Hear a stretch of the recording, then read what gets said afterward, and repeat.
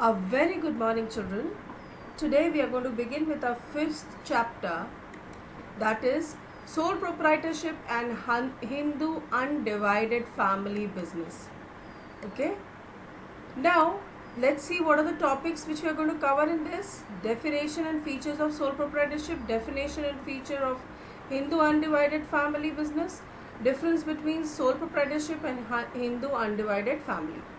So in today's video, we are going to study about what the definitions of sole proprietorship and what are their features.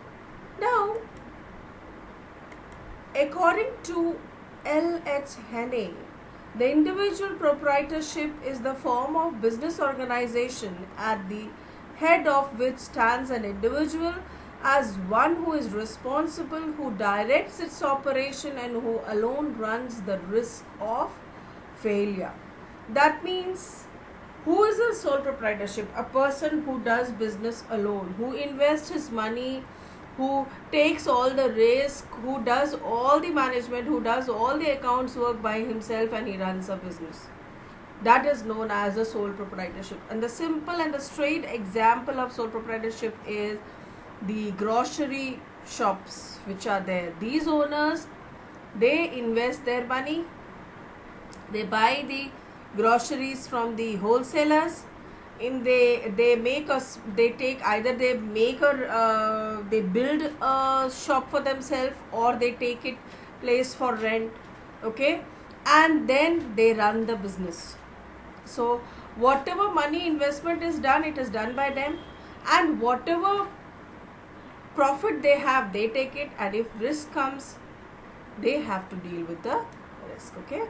In this business unit, the sole proprietor is exclusively responsible for employing capital to commence business, bearing all the risk of the enterprise, and also for managing all the activities single-handedly. And to do so, he pools and arranges various resources in an organized way, with the sole aim of earning profit. The owner is exclusively responsible for all the decisions. All the profit earned by the business goes to the sole trader's pocket, and he is solely responsible for the loss suffered. So, children, I think you will be clear from this definition and whatever the explanation I did about sole proprietorship. Okay, let's go to the features of sole proprietorship. To begin with, it's a single ownership. It is a type of business unit in which a single person owns the business enterprise. That is, all the assets and property belongs to the proprietor. Accordingly, he bears all the risks associated with the enterprise. Hence, the business ends up at his will or on his demise. Like, it's not a continuous process, right? For example, a man started a furniture business, okay? So in his own house, he built a very big showroom. He invested his money, and then he was running his business very smoothly. But one fine day, he met with an accident. If he doesn't have any other family member, then who can continue with the business, then the business goes down, right? So it is a single ownership. Then no sharing of profit and loss, obviously, because you are the whole and sole owner. You are investing money. So whatever profit will be there, it will be with you, and whatever loss where you have to do it. Whatever income generated from the sole proprietorship business, it belongs to the sole proprietor only. Consequently, he alone bears all the losses incurred by the firm. There is no sharing of the business profit and losses.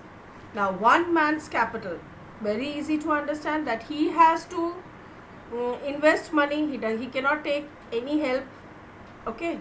He can borrow from the banks, but then ultimately it will be his responsibility to pay back the money. Now let's do the next features. What are they?